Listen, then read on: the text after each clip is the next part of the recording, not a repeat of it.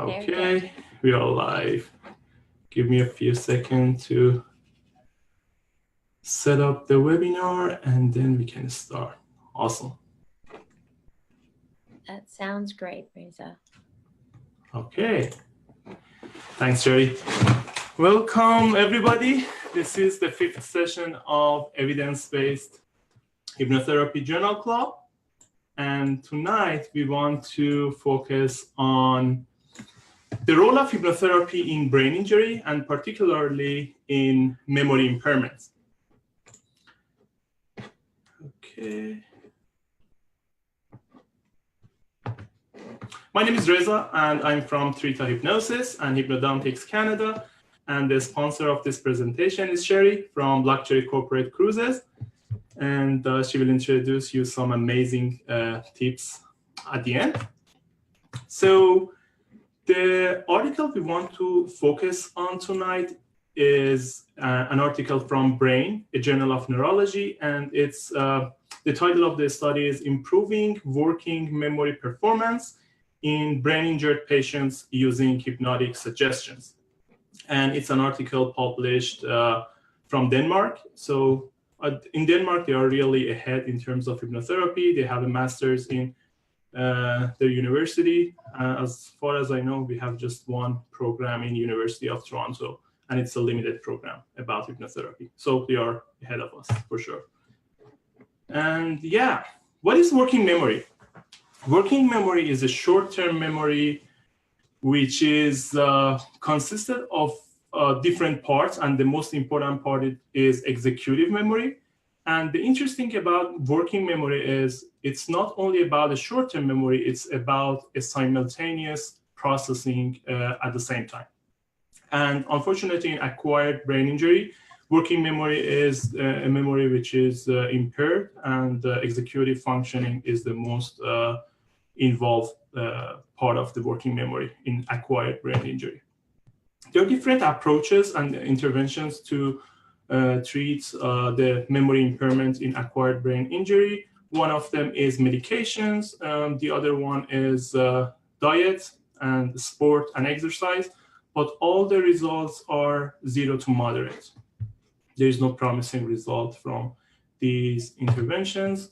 Computerized cognitive training is great when it comes to the memory impairments and acquired brain injury, but the only issue is the results are task specific. I mean, when the task which is trained, which the disabled person is trained, changes, the results are different, and the results are not studying these similar tasks.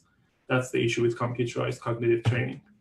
Mindfulness is great when it comes to post-stroke fatigue, but there is no evidence that mindfulness can help the memory performance in brain injury. In this study, they have invited 52 participants with brain injury, and the brain injury should be older than at least 1 year, and 49 participants completed the study. The study has 3 phases. The first phase, a break, and phase 2. In first phase, in terms of induction, both groups were identical, group A and group B. They received the same hypnotic inductions. But when it came to suggestions, group A received the targeted suggestion, while group B received the non-targeted suggestion. This is phase 1. And for targeted suggestions, they used visualization of brain plasticity and brain flexibility, and they used age regression to remember and to ask the patient to recall the pre-injury status of the working memory. And for non-targeted suggestions, or group B, they used mindfulness suggestions. This is the design of the study. This is phase 1. This is phase 1, phase 2, and the break in between. And as you see, group A received the targeted suggestions, group B, non-targeted suggestions. And in phase 2, both groups received targeted suggestions. And as you see, group B received the first set of targeted suggestions in phase 2. This is the design of the study. And the benchmark was Working Memory Index, or WMI. And the version of WMI they used was Wilshire Adult Intelligence Scale, or WAIS version 3, and TMT, or Trail Making Test. They used these two benchmarks to measure the improvement. And Working Memory Index measures four in particular tasks. One of them is forward digit span, like 1, 2, 3, 4, and backward digit span, like 4, 3, 2, 1, and letter number sequencing, like D is the fourth letter in English alphabet, and mental arithmetic, like simple math tasks. And working memory is fractioned into two important parts. One is phonological fraction, and the other part is visuospatial. But in this study, they didn't focus on the fractions of working memory. They measured all together. But WMI is more sensitive when it comes to verbal, and TMT is more sensitive when it comes to visuospatial impairments. But in this study, they don't really differentiate between these two, phonological and visuospatial tasks, fractions of working memory. The interesting thing was they used bias factor in terms of p-value. You know, in medicine and evidence-based medicine, we assume a null hypothesis, and the null hypothesis says that there is no statistical significant difference between the control and the experiment. And we try to exclude the null hypothesis. One of the ways to exclude the null hypothesis is to use p-value. If the p-value is less than 0.05, it is a statistically significant p-value, and the null hypothesis is excluded. And as a result of that, the hypothesis is approved. For sure, not 100%, but with a great likelihood. But in bias factor, they use a different approach to exclude the null hypothesis. Bias factor is technically an odds ratio, and it measures the likelihood of the hypothesis versus the likelihood of the null hypothesis. They argue that bias factor is a better alternative comparing to p-value. One of the reasons is bias factor is able to quantify the strength of the relation. And to simplify, if the bias factor is between 3 to 20, we can label the bias factor as positive evidence. And if it's between 20 and 150, it is strong evidence, and more than 150, it is a very strong evidence. But they say that, let's assume here are just odds ratio, don't take them as absolute and crude categories. Yeah, they mentioned that the other competitive advantage of a bias factor versus p-value is they can quantify the strength of evidence, while p-value is not able to quantify the strength of the relation. For example, if the p-value is 0.00005, it doesn't necessarily mean that the level of strength is higher, or the association between the cause and effect is stronger. But if bias factor is higher, it means that there is a stronger, we are facing a stronger evidence. And this is the result. This is the working memory index. As you see, this is the control, the small cubes, and group B is circles, and group A is like triangles. And as you see, this is the normal baseline, and this is the control, and group B. If you remember, group B received the non-targeted suggestions in phase 1, and in phase 2, they received targeted suggestions. But group A, they received targeted suggestions in both phases. And as you see, the improvement is much more dramatic in group A. This is about TMT, or trail making test, sorry. And in trail making test, the lower the score is, the better the result is, because it's actually the TMT is about the expense or the time which the patient needs to switch between mental tasks. So the lower the number is, the lower the TMT is, the better the result is. And as you see, this is the control, and group B is like this. They dropped in, and they use logarithm just to make it more measurable. And group A, you see, they are dropping into normal range. They also measured the SMD, or the standardized mean differences. And this is phase 1. And as you see, in phase 1, this is the control, and this is group A and group B. Group A is dramatically more responding to suggestions, because if you remember, group A are receiving targeted suggestions while group B is receiving non-targeted suggestions. And the difference is something like 0.7 in SMD. If we want to translate that in terms of bias factor, that would be something like 3 for the bias factor. In another word, there is 340 times more than the likelihood of the resulting group A is more than group B.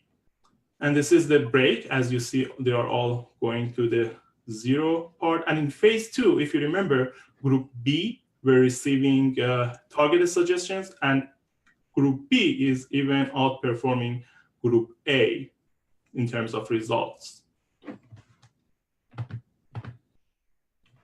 The opposite is about TMT. Oh, no, this is the improvement. So it's pretty much the same. This is the control. This is group A. As you see, group A is getting better because they are using targeted suggestions. And then group B, or the circles, are receiving targeted suggestions, and they are outperforming group A and control group for sure. And the discussion is, they concluded that the hypnotic suggestions can restore working memory performance in brain injured patients. And between half and 2/3 of patients were moved from cognitively impaired population to healthy or better than healthy population, which is a great result.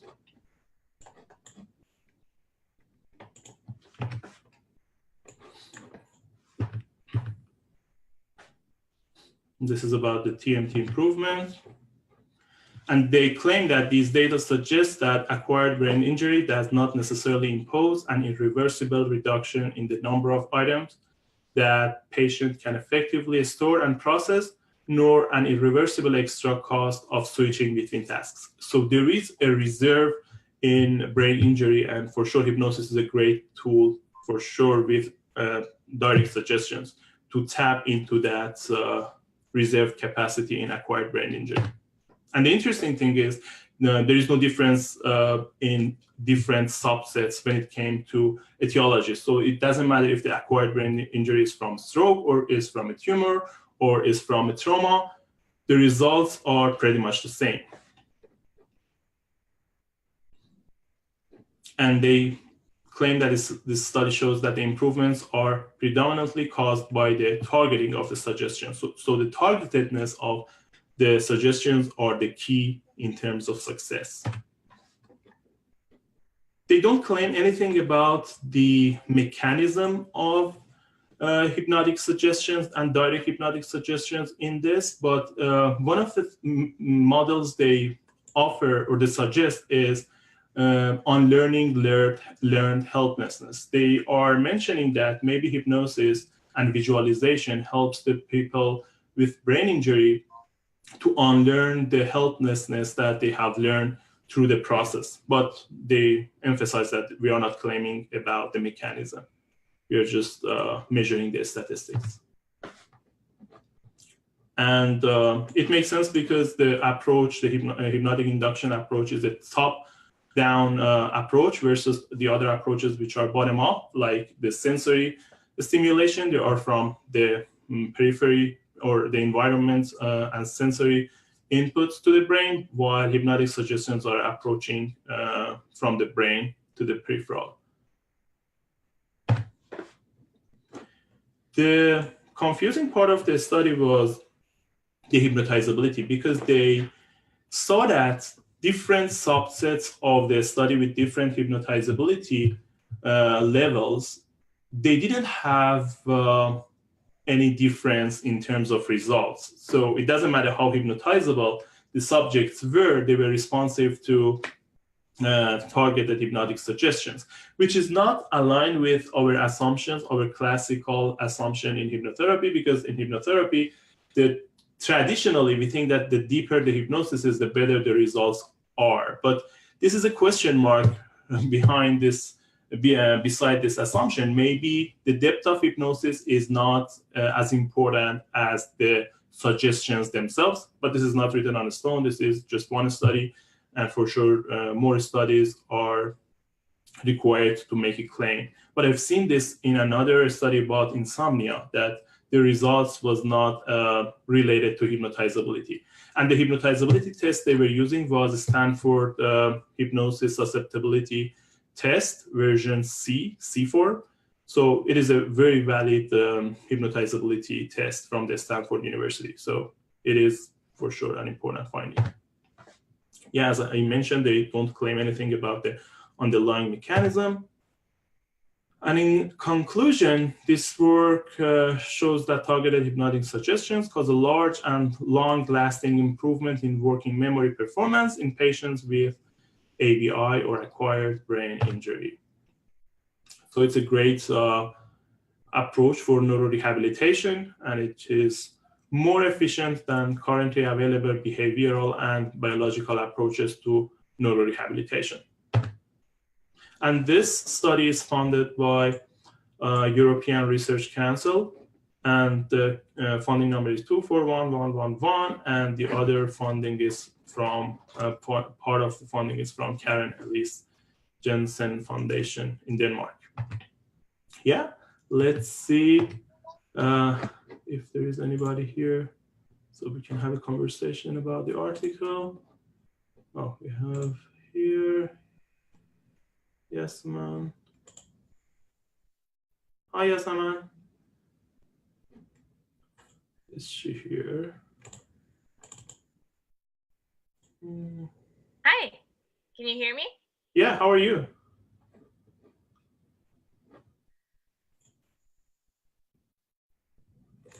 Okay.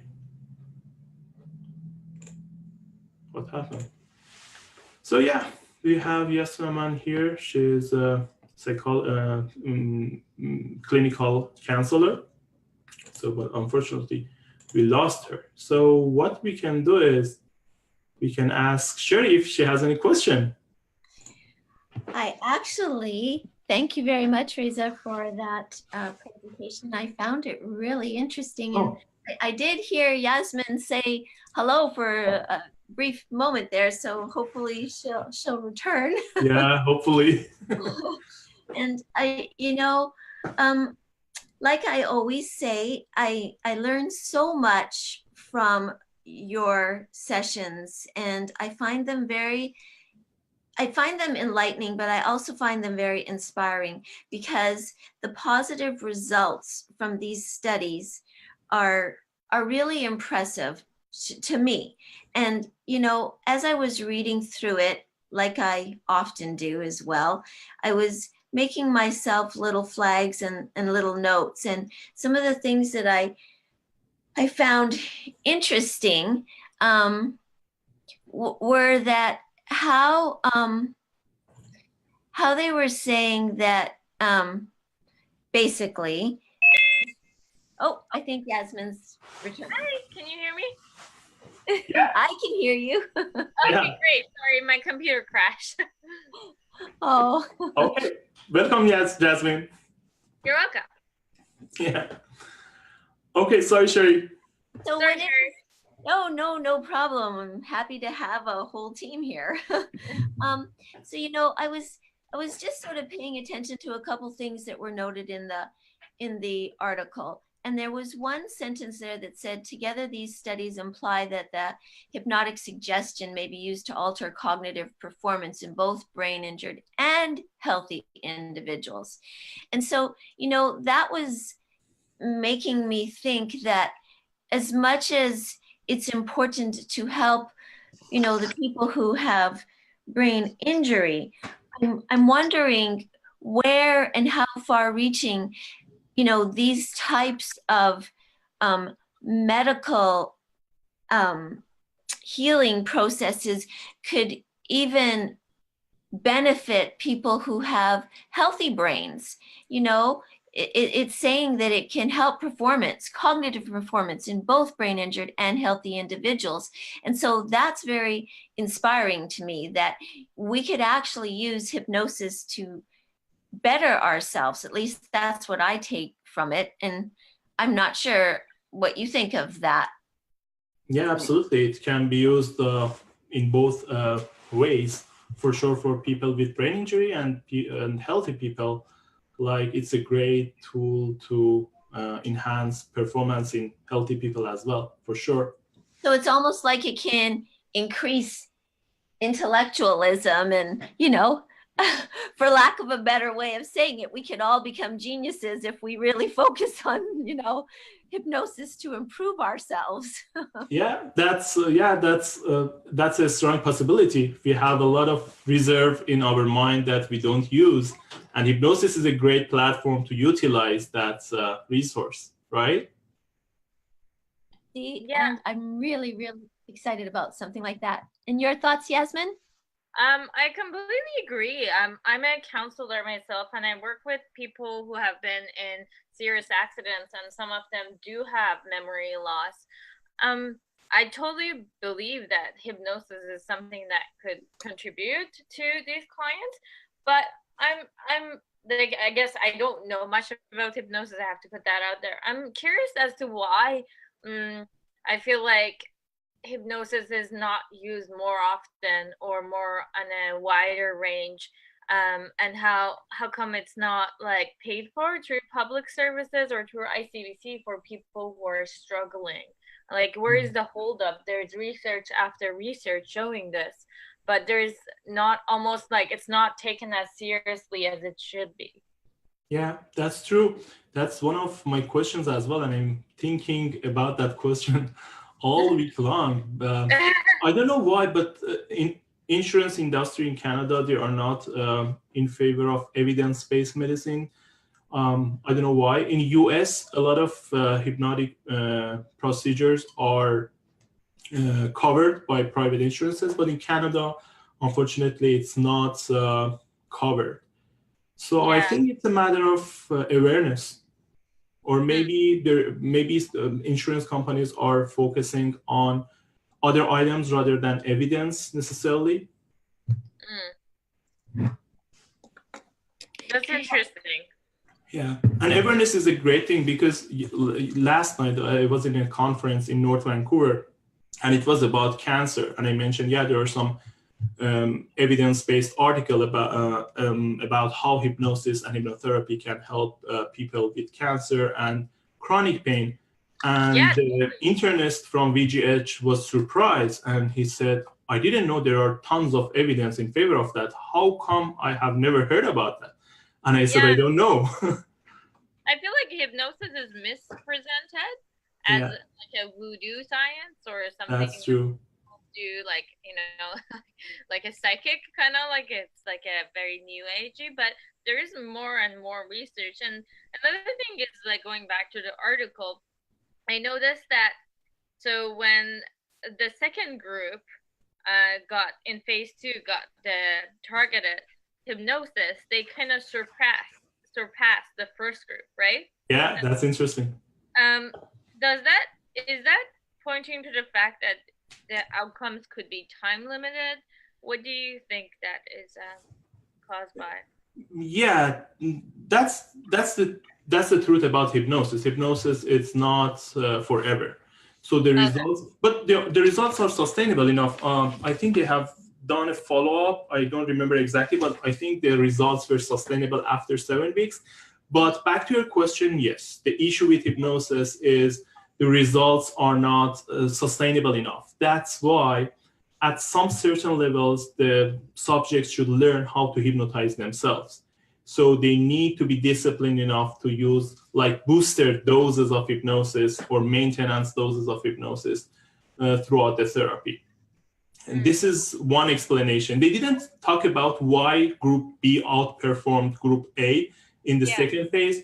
Maybe one explanation is because there was more room for improvement and it was not utilized enough. But in when they receive the targeted suggestions, they have the opportunity to to tap into the full potential. That's one explanation. Yeah.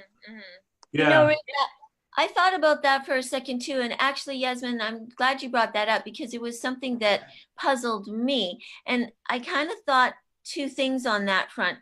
I was thinking initially, my thought was, well, the first group, they already had some of it. So, you know, it was the initial reaction was probably, or could have been, more impactful. And then as they went along, it was sort of slower results. Kind of like when you go to the gym and like, you know, the first day you work out in like 3 years and suddenly, oh my gosh, all your muscles feel all sore and everything else. And then you're going and by the second week, you barely notice your muscles aching anymore, but yet the improvement is still there.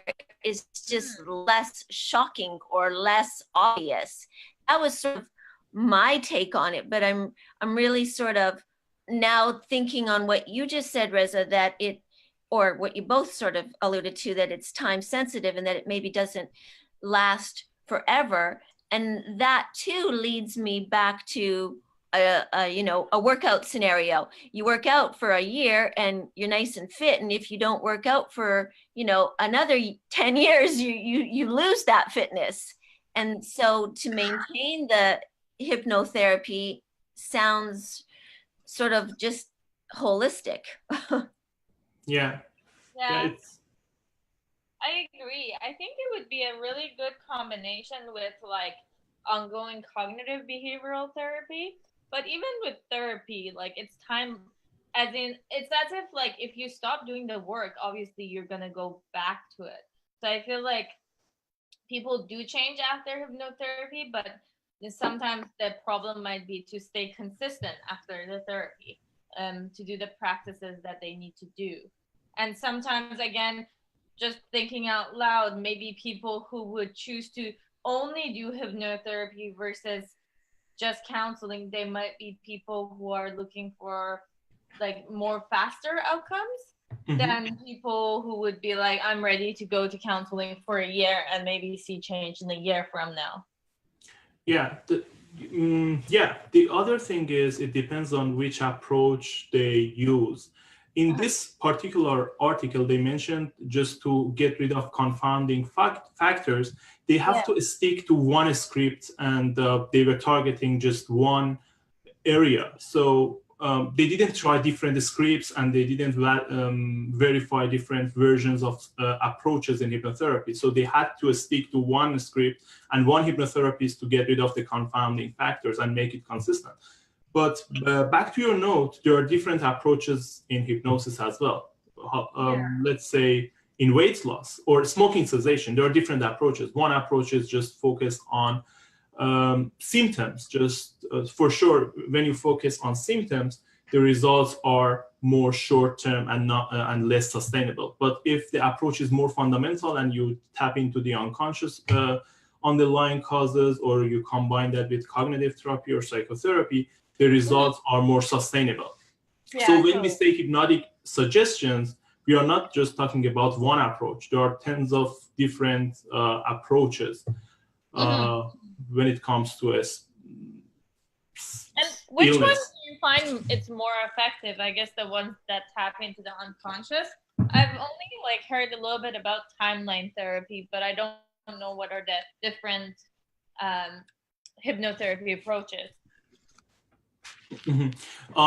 Let me get back to the example of smoking cessation again. Let's have someone comes to you for a smoking cessation. One approach is just to condition the subject to some post-hypnotic suggestions, like whenever they have craving for hypnosis, for smoking, or they smoke one cigarette, they have nausea and vomiting. It is technically possible, but it's not sustainable enough, because after 2 hours or 3 hours, the post-hypnotic suggestions lose its strength. But if you just use a deeper approach, like hypnotize the patient and ask him, what was the motivation when you first smoked the first cigarette? Some people remember that, some people not, and under hypnosis, some people remember it better. And if you try to find the trigger points or the emotions they experienced under that particular circumstance, then the results are more sustainable. Sometimes you can take one step further. You realize that the smoking habit is a substitute for another issue. For example, there is a conflict, and the conflict is representing itself through smoking habits. And if you discover that, just the insights through the hypnoanalysis helps the subject to get into better and more sustainable results. Back to your question, the best approach is hypnoanalysis. So not just focusing on symptoms and short-term objectives, but focusing on the main underlying causes. And that's achieved through hypnoanalysis, which is pretty much similar to psychoanalysis. That's awesome. That's cool. And do counselors work with hypnotherapists in joint groups? Yeah.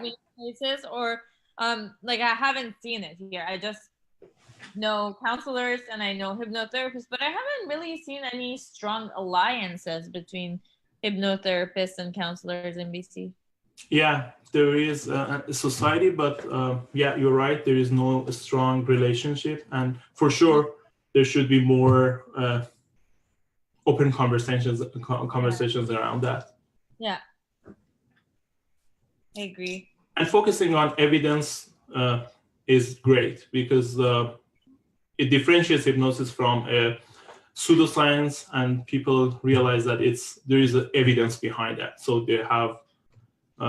they bring their open mind when it comes to hypnosis. Yeah. I think that it's valuable to have these discussions, because it goes even beyond what we would think in terms of the medical profession, counselors and the hospitals or wherever, because I have a contact from school that founded an organization called Stop Concussion, and it's basically for hockey players or sports players, I guess, that have contact sports. And I mean, his background is a professional hockey player, but so his main interest is for hockey. But I think that he would find this very interesting, because though his organization is set on trying to educate how not to get these sports injuries, and sort of what to do to prevent them in terms of the game and the rules and everything else, ultimately people do get these sports injuries, and that's what this article is clearly about. And I think he would benefit profoundly from reading something like this, because it's not only you want to stop the injuries, but ultimately they happen, and knowing how to benefit the people who suffer from this, I think, is very, very important. Yeah, that's true. Yeah, concussion, unfortunately, is very common in sports. And I remember a brain injury patient a couple of months ago, and he was a hockey player, and he was suffering from chronic concussions, some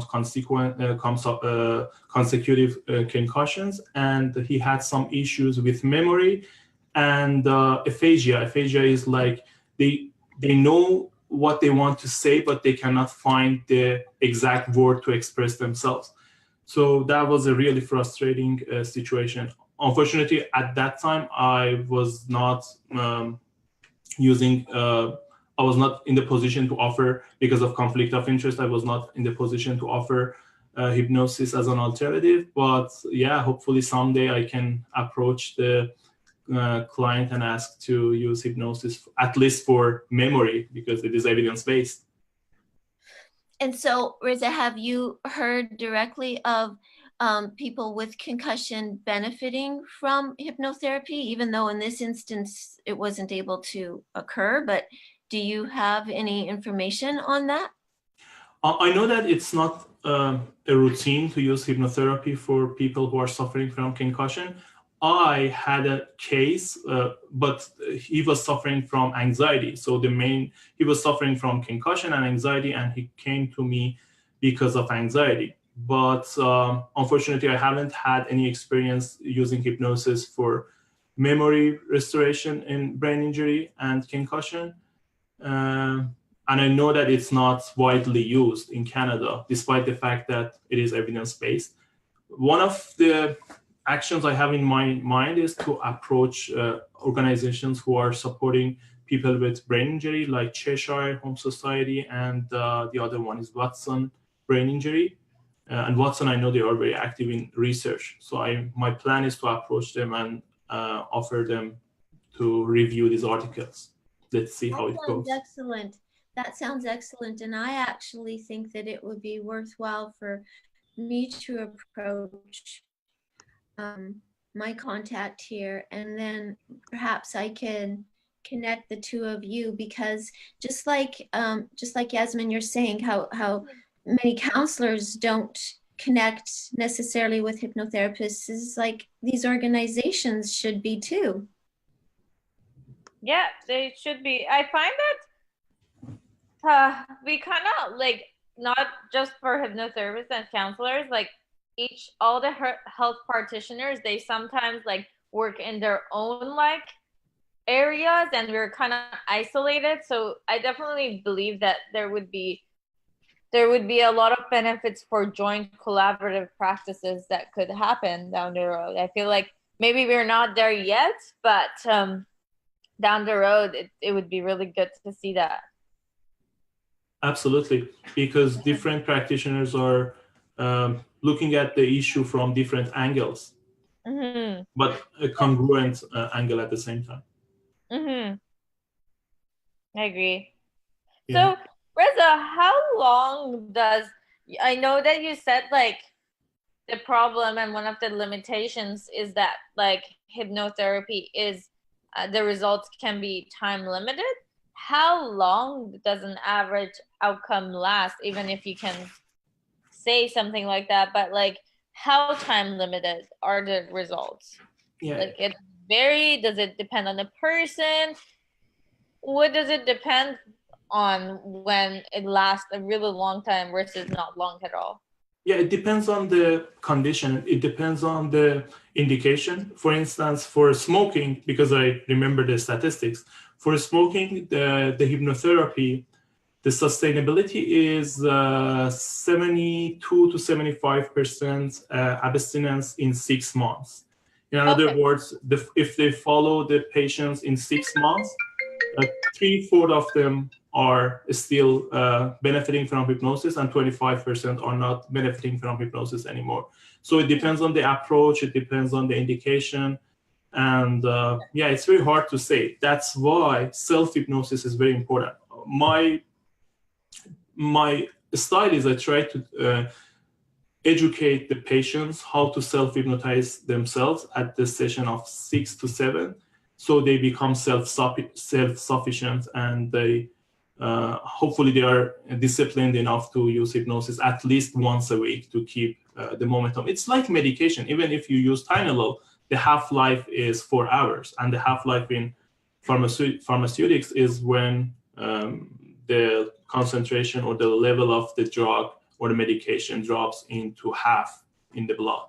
So hypnosis is like that. Even if somebody is using antibiotics or Tylenol or any other medication, there's a half-life. So I think a booster dose is needed in hypnosis, but in some cases, there are some fundamental changes. And those cases are when hypnosis is combined with psychotherapy and psychoanalysis. They are more sustainable. Okay. Reza, do you think that hypnosis could help patients with Alzheimer's? Like when they were talking in the article, they were saying, like, when they were referencing rats with acquired brain injury were shown to regain pre-injury level of functioning. It was making me think of Alzheimer patients who suffer from, you know, the effects of this disease, and if there would ever be a way that they could regain pre-disease functioning. Mm-hmm. I have two experiences with two patients with Alzheimer's disease. One of them was in earlier stages of Alzheimer's disease, and it was an early diagnosed Alzheimer's disease, and the case was suffering a symptom called confabulation, if I'm not mistaken. And confabulation is because they don't remember the details of the things, they make up some stories. And people think that they are lying or they are not honest with them while they are using that unconsciously. They make up stories just to cope with this problem. And when they realize that people are confronting that this is a lie, this really didn't happen, they get really anxious. And this is called confabulation. So I had one case and the result was amazing. I used hypnosis to manage anxiety in that case, and the result was amazing. The other case, it was an advanced dementia, so the result was not really good because the subject didn't have enough intellectual capacity to deal with suggestions. But they are my own experiences. So one of them was great, one of them was not that good, and it's just an anecdote from me. In terms of evidence-based, to be honest, I don't know, but it's a great question. So this is my homework tonight, to go through medical literature to see how strong it is and how strong the evidence is in favor of that. Thanks. Yeah, I don't know. The short answer is I don't know. Yes, but at least it's encouraging that, Yeah, you know, you had experience with it, and not only that, but you clearly could pinpoint where and when the benefits were applied, and you know, you saw those results and you could clearly differentiate between when it would work and when it doesn't work as well. So yeah, absolutely. thanks. Yeah. That was just a query that I had. It like these articles always make me think outside the box, and I like Great. that, because obviously that's the way to progress in the medical realm. Yeah, exactly.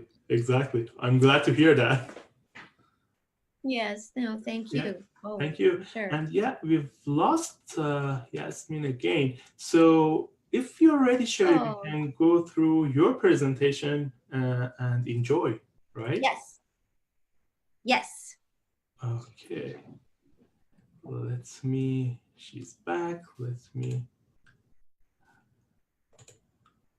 Sorry, I'm having technical Hi, sorry. Oh, welcome back.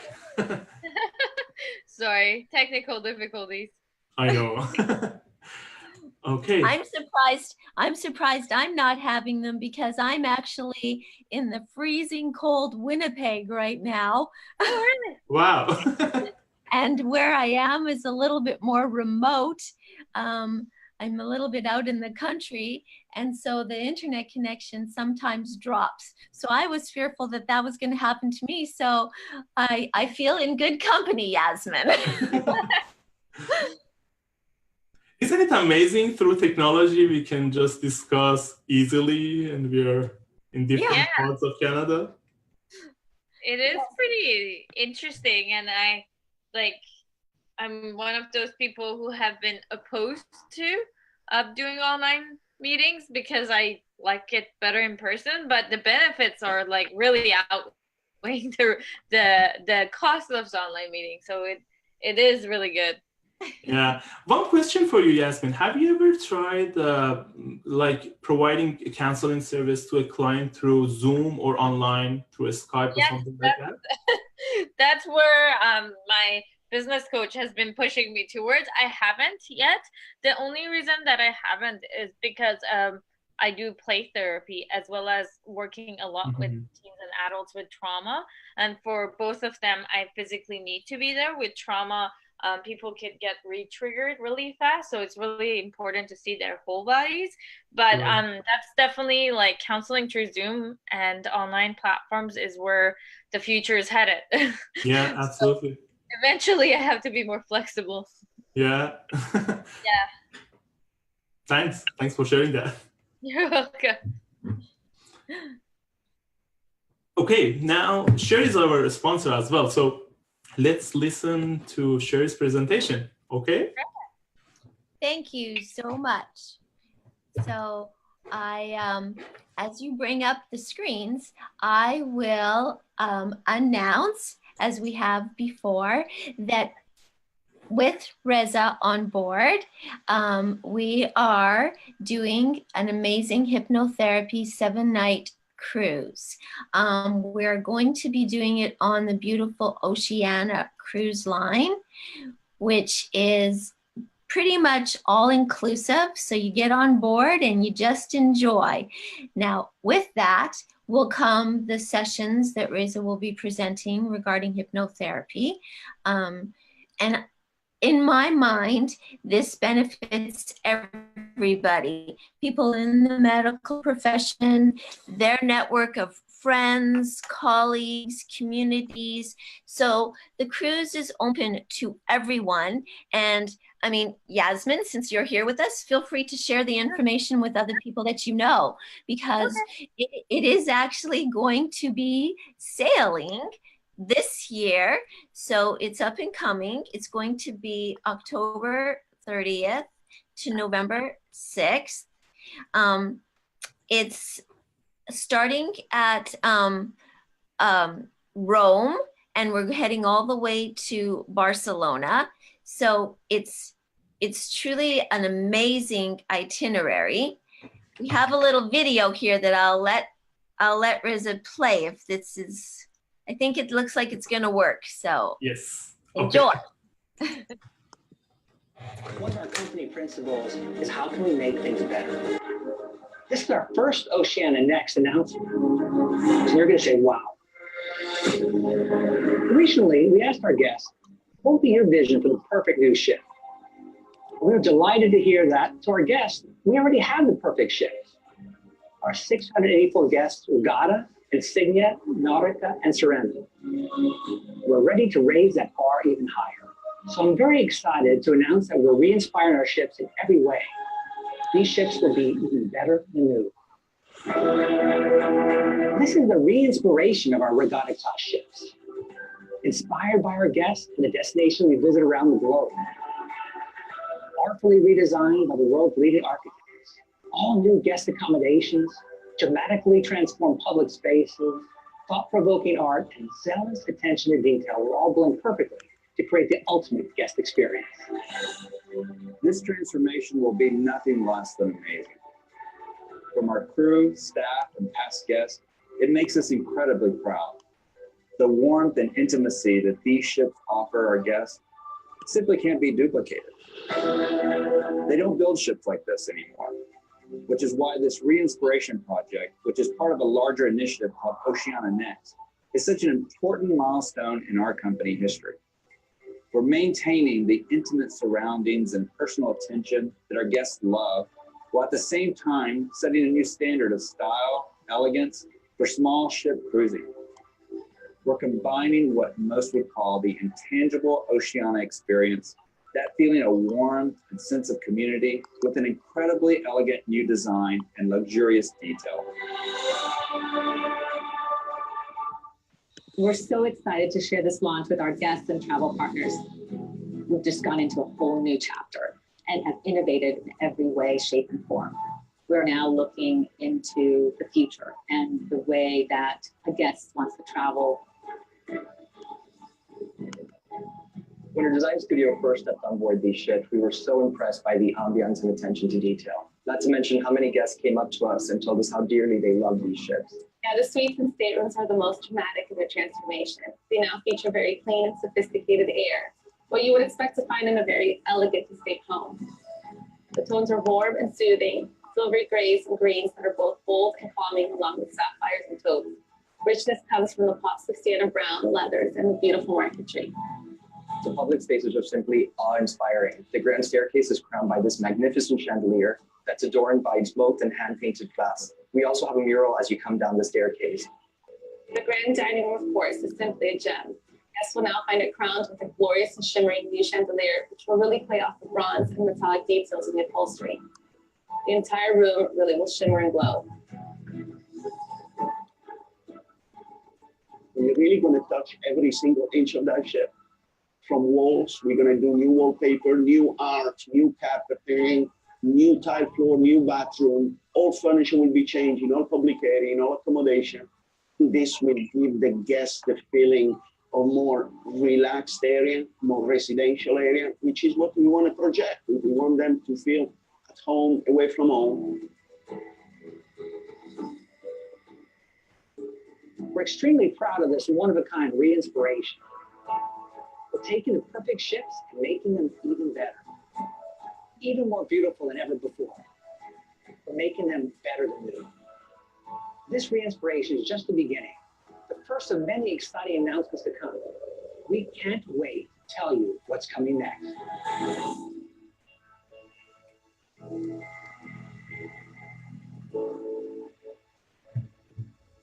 So I really like this video because it talks about re-inspiration, and it highlights the beautiful interior of the ship. And with that, I like to think that our customized, exclusive, first time ever inaugural medical hypnosis cruise is all about re-inspiration too. And though it's not re-inspiration of a ship, it's re-inspiration of our minds and to help us heal. It's like on board this ship, and it's a Serena, which has gone through a whole new transformation.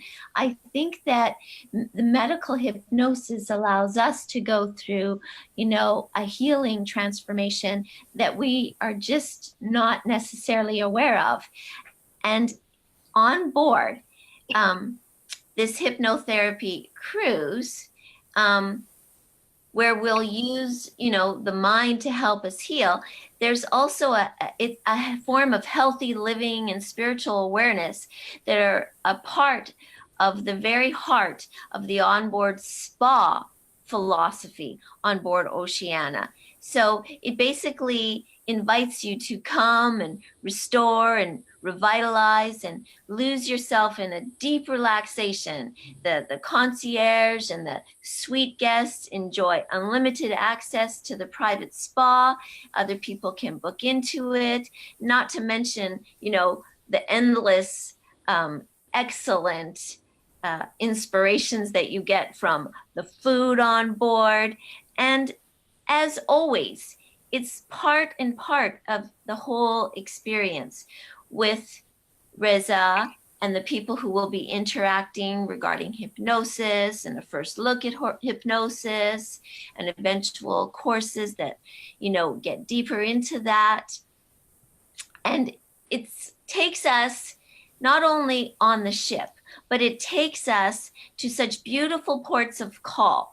We go from Rome to Florence and Pisa and Tuscany. We then head off into a new port of call in Monte Carlo. We go to Antibes.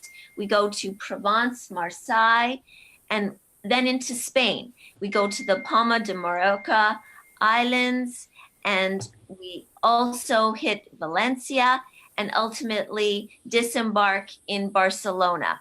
So while we're enjoying the luxury on the ship and the healing with the, you know, the sessions and the people that we'll be making new friends with, we'll also be exploring parts of the world that, you know, there's great advantages to exploring the world, just the same as we will be exploring ways of expanding medical improvements through hypnosis. So again, it's a way in time for everybody to connect on so many different levels. And it's just going to be something that we offer, and we will do it year after year. But in the meanwhile, I'm not sure what the next screen will pop up there, Riza, but just again, this sailing offers so many unique things, and right now there's huge specials going on. So I invite everybody to just reach out to me and give me a call. It's selling out already because the ship is open to people all over the world. So that's another advantage, that you get to meet other people from all over the world. And as a little preliminary tease, I want to offer something else. I want to surprise everybody with a little teaser cruise. I want to do a promotion of this medical hypnosis cruise on board another sailing that will just head from Vancouver. It's easy and exciting, and it's incredibly affordable. You don't even need a promotion right now because it's like just a couple $100 to do an Alaska sailing for just a couple $100. So this is what I'm going to be doing for everybody as a surprise right now. So I announced that for the first time here tonight, and I will be putting the information out for Reza to post on his Facebook. It will be on my Facebook, so look for Luxury Corporate Cruises Facebook page. It'll be posted. Our brand new Alaska voyage will be going out on June the 1st, and it starts at, as I said, just a couple $100. So everybody is invited to this, even if they just want to meet Reza or shake his hand. Yeah, I'm so excited. Thanks, Jerry. That's a great platform for us.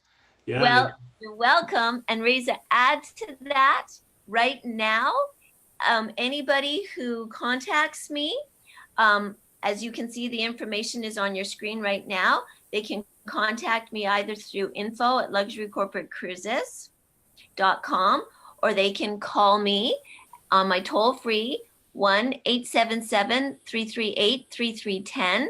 And for anybody who does that, right now for the Alaska cruise, especially so, I'm offering up to $200 off for anybody who might be coming from anywhere other than the center of Vancouver, who might need a little flight from anywhere in BC or anywhere in the world. And I will give free specialty dining plus up to $900 to spend on board. So pretty much this cruise is going to be free after all these advantages are given. That's so generous. Yeah. You're welcome. Yeah, thanks. So, I'm excited for anybody to reach out to me, and we'll do this little pre-cruise party on another cruise directly out of Vancouver, and it'll be a Princess Cruise sailing. So there you go. That's my little surprise to everybody, so that we can get all the doctors and their staff and their patients and anybody in the medical profession at all with their friends and colleagues and communities, any clubs that they belong to. Everybody's welcome. Yeah, that's great. Yeah, thanks, Jerry, because to be honest, cruises are great opportunities for me, because it's not just about evidence, numbers, it's about networks and friends. Because as Yasmin mentioned, there is no collaboration between different professionals. And I hope these cruises, and I'm sure the cruise will be a great opportunity for us to gather together, to share the information, talk about the evidence in a cool, luxurious way, and collaborate with each other. So we explore internally through hypnosis and evidence, and externally through cruises. So yeah, I'm really optimistic about that. Exactly. That's exactly the point. And more than that, it takes us to so many different spots in the world. So, it's easy for people to join up with all kinds of people all over the world, and it just spreads the information that much faster. Yeah, absolutely. And it's fun. Don't let me forget to say that. Yeah, that's the most important thing. It's just so lovely. Yeah. Okay, great. Thank you so much, Sherry, and thank you so much, Yasmin, for helping me to share my message. And my mission is just to share evidences about hypnotherapy. And thank you for being with me today and helping me. Thank you. I definitely learned something this evening where I could have not been learning something. So thanks for organizing these. Oh, you're welcome. You're welcome. Thank you too. Thanks again. Thanks. Have a good evening. Thanks. Have a good night. Bye. Bye. Bye-bye. Bye.